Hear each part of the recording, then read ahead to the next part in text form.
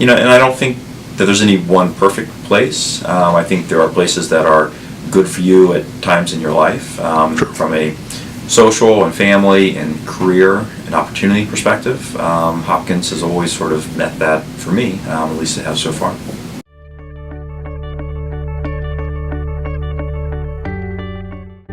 While medicine might be described as a service industry, you view the physician-patient relationship to be much more than that.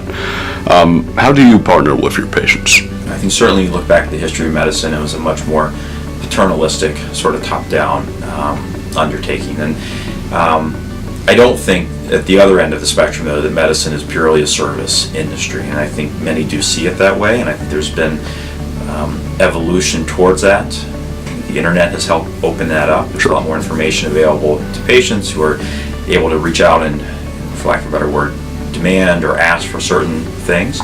And so the challenge becomes finding that balance where it's not simply the physician telling patients what they have to do with oftentimes, I think, very minimal insight on our part into what actually transpires at home or what the other challenges are. And it can't be that, but nor can it be sort of a waiter in a restaurant type of relationship. I actually welcome, I think, the explosion of information availability to patients. One, it helps, I think, us stay up to date and more informed about options that are out there. I try to give patients the right information. I think there are times when they make decisions I don't personally believe are the best for their health, and I may have a conversation with them about that. But I don't perhaps stand in the way all the times of patients who want to choose certain things for themselves. And so I do try to find that middle ground where I'm certainly practicing evidence-based and appropriate standard of care medicine, but at the same time finding what is their goals and trying to find that middle ground there. And oftentimes not everything has to be by the textbook.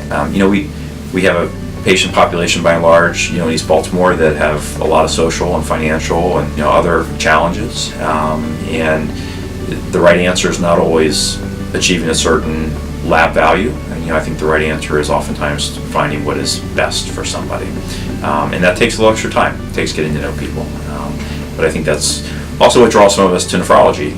Is we take care of individuals from periods of very good health through periods of declining health into end-stage renal disease. We can manage them on dialysis. We can then manage them with transplants.